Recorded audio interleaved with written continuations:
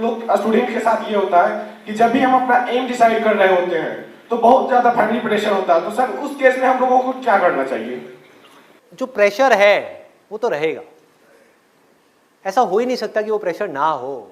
Life में हमेशा रहेगा, कभी ना कभी यहाँ पर वहाँ पर किसी ना किसी तरह का, कभी फैमिली का, कभी फ्रेंड्स का, फिर जॉब करने जाओगे तो बॉस का, जब बिजनेस करोगे तो क्लाइंट्स का। तो ऐसी दुनिया की कोई स्टेज नहीं है, कोई ऐसा पॉइंट नहीं है जब प्रेशर नहीं होगा। आपको क्या करना है, अपने इस प्रेशर को देखने के नज़रिए को थोड़ा सा बदलना है।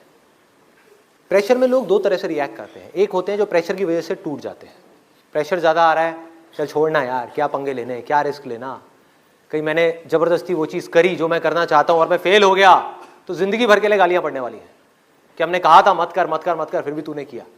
होता है ऐसा, है ना, कि क्यों पंगा लेना है, जो कह रहे हैं वही कर लेता हूँ ना, ज़िंदगी काट लेता हूँ किसी तरीके से, कोई बात नहीं, इसी में खुश रह लूँगा, किसी तरह से यही काम कर लूँगा।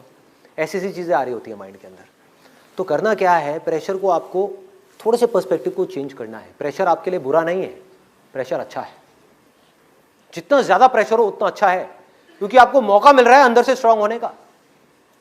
अगर कोई ऐसा बच्चा है, ऐसा स्टूडेंट है जिसके ऊपर कोई प्रेशर ही नहीं आया अपनी पूरी की पूरी लाइफ में, उससे बदकिस्मत और दुनिया में कोई नहीं है।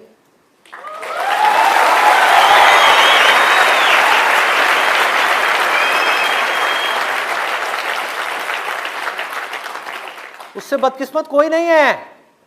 वो पैदा हुआ और माँ बाप ने ला करके दूध की बोतल मुंह में दे दी कि बेटा बैठा रहे, तुझे कुछ नहीं करना, तुझे कुछ नहीं करना, सब हम कर लेंगे, हमारा बिजनेस है ना, तू अपना कर, अपना एंजॉय कर अपनी लाइफ को, आकर के हमारे बिजनेस में बैठ जाइयो। उससे बुरा कोई नहीं है, क्योंकि उसको पता ही नहीं कि लाइफ में प्रेशर को कैसे हैंडल करना है, लाइफ में प्रॉब्लम्स को कैसे हैंडल करना है, मुश्किलों को कैसे फेस करना है। लाइफ तो भाई हर सेकंड में आपके लिए प्रेशर क्रिएट करती रहेगी। माँ बाप कब तक रहेंगे, माँ बाप गए, अब ऐसे बच्चे का क्या होगा जिसने कभी लाइफ में सिचुएशंस को फेस ही नहीं किया, खुद प्रॉब्लम्स को हैंडल नहीं किया, खुद अपने बेस पे कभी कोई डिसीजन नहीं लिया। करना क्या है, मैं क्या कर रहा हूं कि भाई इस युद्ध के मैदान से छोड़ करके, डर करके भागना नहीं है, लड़ना है मरते दम तक। और लड़ते लड़ते भी अपने मन को, अपने माइंड को पूरी तरह से स्थिर रखना है, पूरी तरह से शांत रखना है। आसपास में बाउंडर मचा हुआ है, आसपास में बुरा हाल है। जिन प्रॉब्लम्स को मैं सॉल्व करने की कोशिश कर रहा हूं, इस सोसाइटी की या यहां की वहां की, अपने काम की, लाखों प्रॉब्लम्स हैं, उन लाखों प्रॉब्लम्स के बीच में स्थिर खड़े होना है, इतना सा भी नहीं है, डगमगाना नहीं है। आता है प्रेशर, आने दो, मुश्किलें आती हैं, आने दो। जो लोग स्पिरिचुअलिटी की बात करते हैं और समझ नहीं पाते स्पिरिचुअलिटी को, वो क्या कर रहे हैं, कुछ 50 बुक्स पढ़ी, रट ली, और जरा सी आपसे कोई बात हो रही होगी ना, बिना पढ़े रटा हुआ है, और भगवत गीता का श्लोक मारेंगे, ले पेज नंबर ये, श्लोक नंबर ये क्या हो रहा है, रट लिया, सब कुछ याद कर लिया, अपने अंदर कुछ बदला, अंदर से देखा कि कुछ साफ हुआ नहीं हुआ, अपने मन को साफ किया, अपने मन को स्थिर किया, शांत किया, जो बातें लिखी हैं उन बातों को प्रैक्टिस किया, नहीं किया, बल्कि उसमें लिखा है कि अपने अहंकार को कम करना है, और भगवत गीता को पढ़ करके ये सब रट करके अपने अहंकार को बढ़ा लिया कि मैं बहुत बड़ा ज्ञानी हूं। उल्टा हो गया। क्या कर रहा है भाई, क्या कर रहे हो, ये नहीं करना। तो करना क्या है कि स्विमिंग को पढ़ करके नहीं सीखना। कोई आदमी कहता है मैं बहुत अच्छा तैराक हूं, क्यों, क्योंकि स्विमिंग के ऊपर 50 किताबें हैं, मैंने सारी पढ़ ली, मेरे को बिल्कुल रटा हुआ है कि हाथ को ऐसे मारना है, ऐसे मारना है, ऐसे उल्टी स्विमिंग होती है, ऐसे सीधी स्विमिंग होती है, सब कुछ रट लिया। उसको पानी में तो उतारो, पानी में नहीं उतरा कि छोड़ना, पानी में कौन उतरेगा, दुनिया को उतारेंगे ना पानी में, खुद क्यों उतरना है, खुद क्यों उतरना है, करना है, युद्ध को लड़ना है, युद्ध से डरना नहीं है, प्रेशर से डरना नहीं है। एक इंसान के लिए सबसे अच्छा अगर कुछ हो सकता है तो वो ये है कि उसकी जिंदगी में बहुत मुश्किलें आए और फिर भी वो सारी मुश्किलों का सामना करते करते करते करते आगे बढ़ता चला जाए। इससे अच्छा कुछ नहीं होता।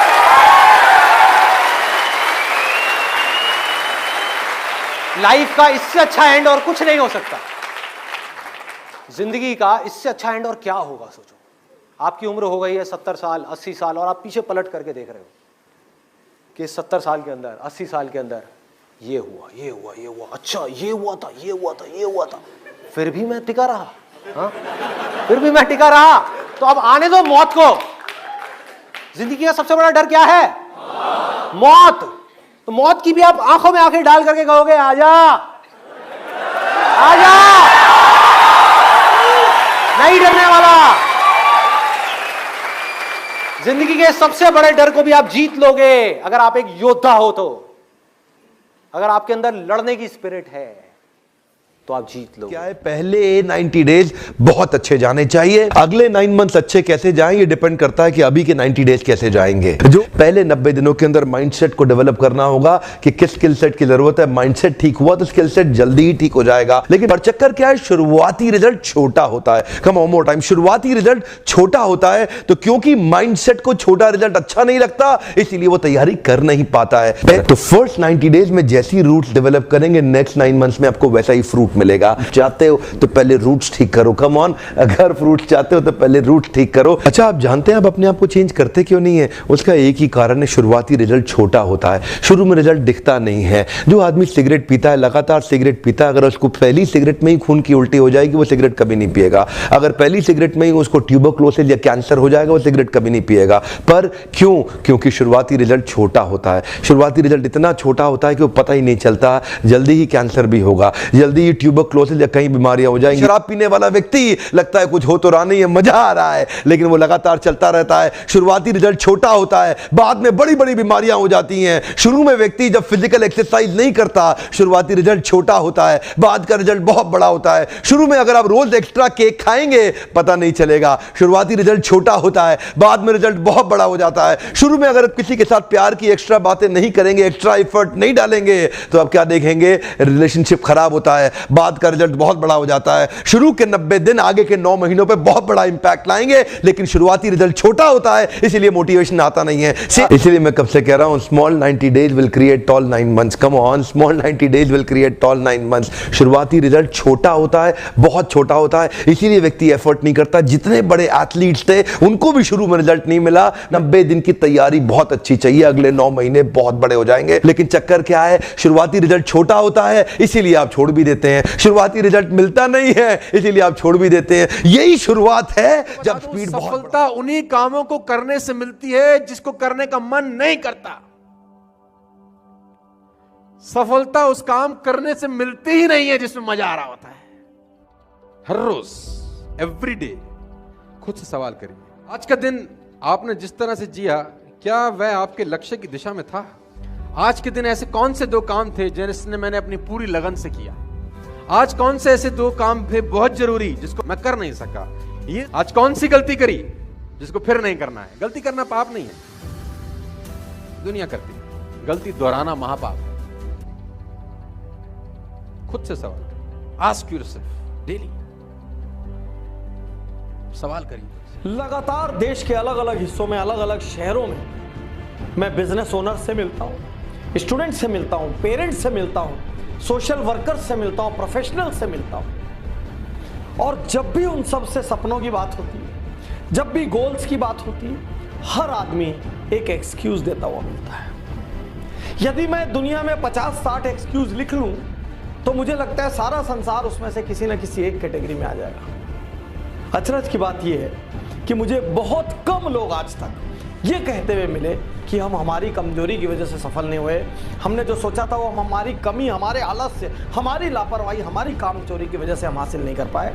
ऐसा बोलने वाले बहुत कम मिले। साथियों, आज आपसे मैं कहना चाहता हूं, दुनिया की यदि कोई सबसे बड़ी बीमारी है जो हजारों, लाखों, करोड़ों, अरबों सपनों को हर दिन खत्म करती है तो वो उस बीमारी का नाम है बहानाइटिस, एक्सक्यूजाइटिस। आज मैं आपको चुनौती देता हूं, मैं डॉक्टर उज्जवल पाटनी इस क्षण आपको चुनौती देता हूं, आप कोई बहाना मारिए, मैं आपको दुनिया में ऐसी अनेक सक्सेस स्टोरी बताऊंगा जो आपसे ज्यादा खराब परिस्थितियों में थे लेकिन उसके बाद उन्होंने सफलता हासिल की। क्या बहाना मारेंगे आप? क्या बहाना मारेंगे?